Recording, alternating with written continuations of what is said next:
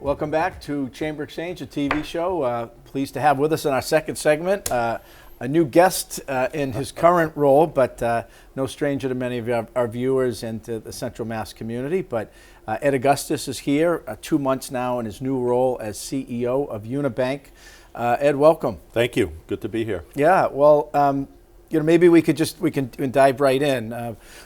Secretary of Housing and Livable Communities for several years for the Healy-Driscoll administration, city manager prior to that, Congressman and Governor's Chief of Staff, a state senator. So a few different roles in and out of government. Holy Cross, working in higher ed.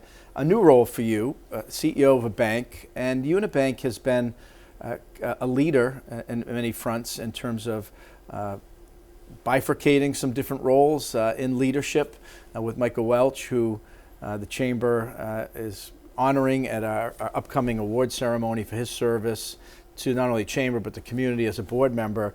But you step into that role. Certainly you will bring your own kind of style and touches to it. But what was it that kind of attracted you to the role, and what's your vision?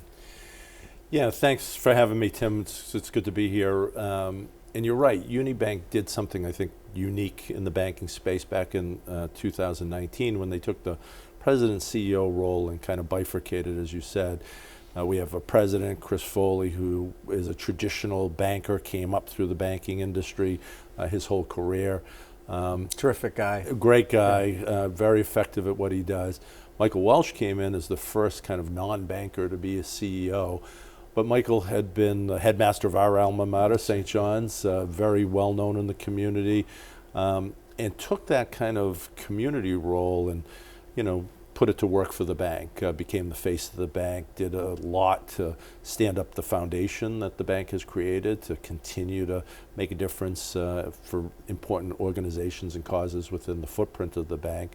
And looking for ways to support businesses and individuals in the footprint of the bank, in community. And we are a community bank at the end of the day, and that commitment is very strong. So this bifurcated system has really allowed us to cover more territory, to provide more support to communities. And, I don't come from a traditional banking background, but I certainly come from a background that knows the communities here in the Central Mass area and has worked in them in different capacities over the years. And you mentioned community bank.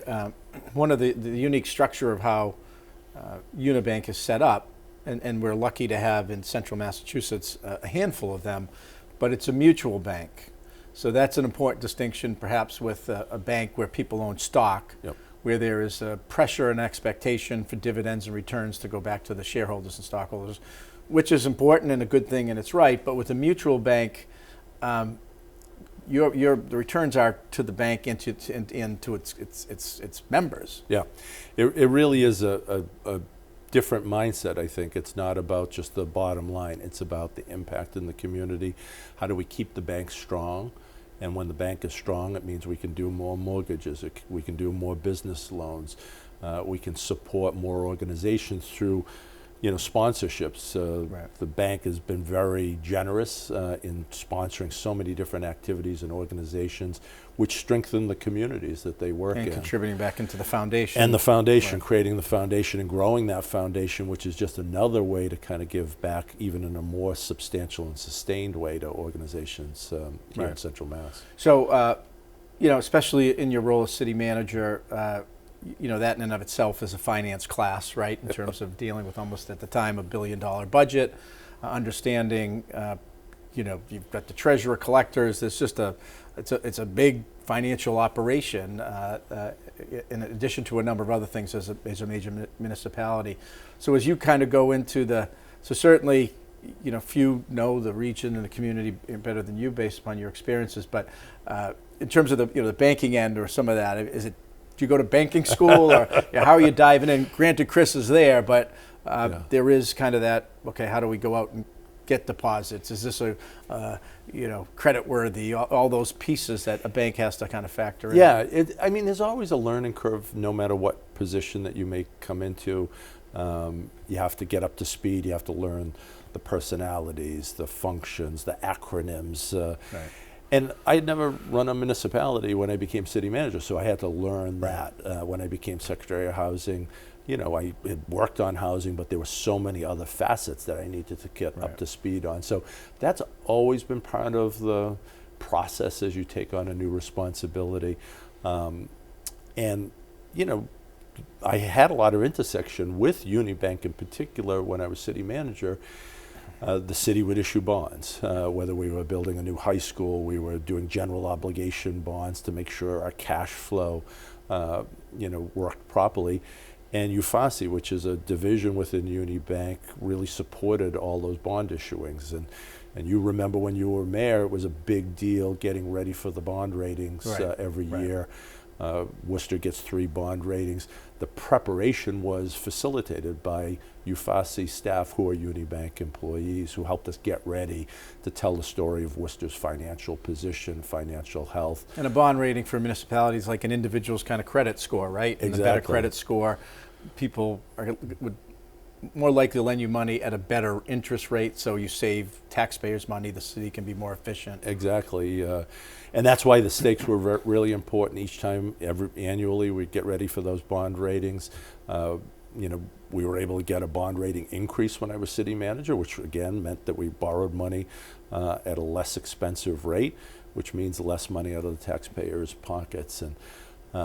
But understanding what bond rating agencies cared about, in terms of finances and management of an organization. So, and UniBank is a very big presence with municipalities. They have gone into government banking 20 plus years ago, and 90% of the municipalities now have a relationship with UniBank of one kind or another, whether it be the municipality itself or the water sewer division or a school department, regional school system. The health of UniBank and the services that UniBank provides is really critical to the operations of cities and towns all across Massachusetts.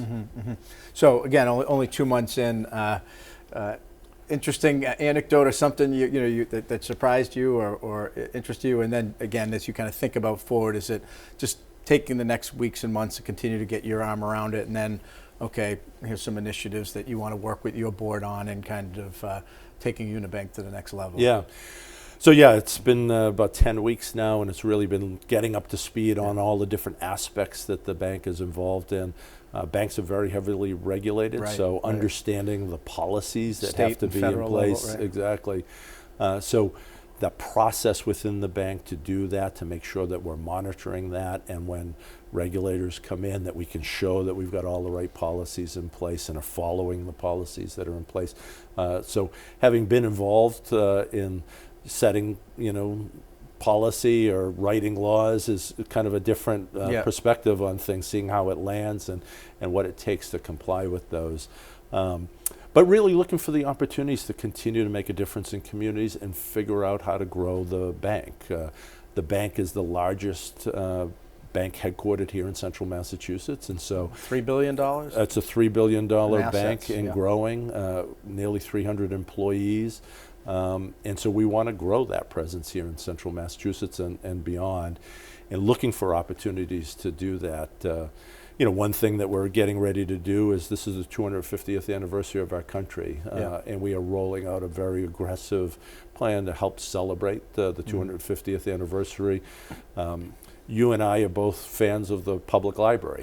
We've supported that in many ways. We're going to be making a grant to each public library system within the footprint of the bank, $2,500.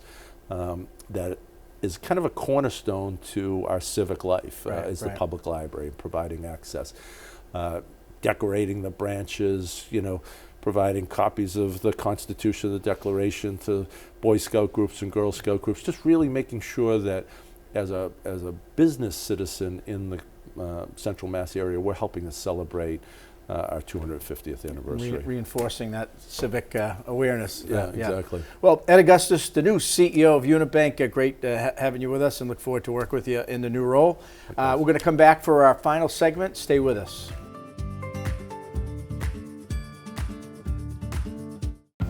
Since 1889, Bank Hometown has stepped up to bat for our neighbors. In the past 5 years, we've donated $1.3 million to local organizations that help enrich lives and bring people together.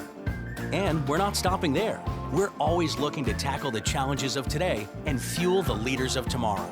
No matter how life changes over the years, we'll continue to show up for our neighbors, for our communities, and for you. Bank Hometown. Unlock your potential. Worcester, a city with heart, history, and promise.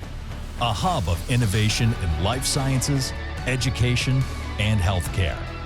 Home to multi-generational families, first-generation citizens, and next-generation baseball and hockey greats. Home to great parks, world-class museums, theaters, and restaurants. Worcester, the place to visit, to invest, and to call home.